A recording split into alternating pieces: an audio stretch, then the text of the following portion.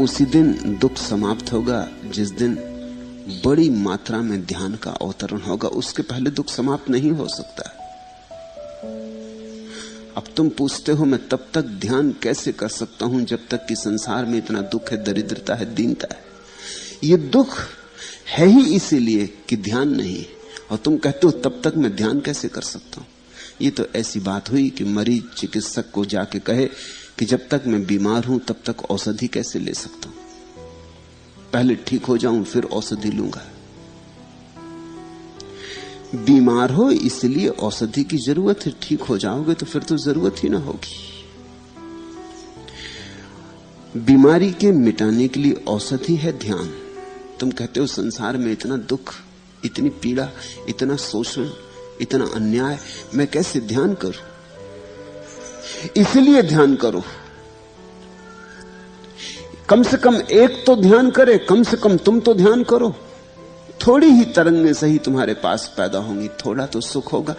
माना कि इस बड़े जंगल में एक फूल खिलने से क्या होगा, लेकिन एक फूल खिलने से और फूलों को भी याद तो आ सकती है कि हम भी खिल सकते हैं, और कलियां भी हिम्मत जुटा सकती हैं। दबी हुई कलियां अंकुरित हो सकती हैं, बीजों में सपने पैदा हो सकते हैं। एक फूल खिलने से प्रत्येक बीज में लहर पैदा हो सकती है। फिर इससे क्या फर्क पड़ता है? तुम खिले, थोड़ी सुगंध बटी, थोड़े चांद तारे प्रसन्न हुए,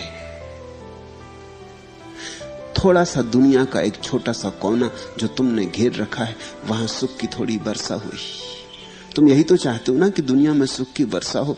कम से कम उतनी दुनिया को तो सुखी कर लो जितने को तुमने घेरा है। तुम दुनिया का एक हिस्सा हो,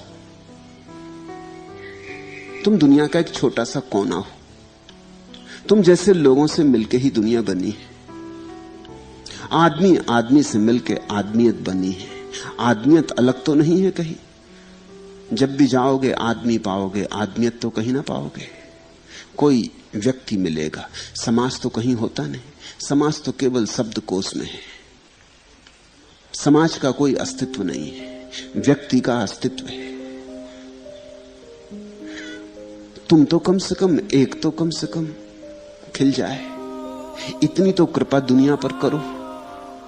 तुम्हारी इस कृपा से इतना होगा कि तुमसे जो दुर्गंध उठती है नहीं उठेगी। अगर तुम्हें सच में लोगों पर दया आती है तो कम से कम उस दुर्गंध को तो रोक दो जो तुमसे उठती है।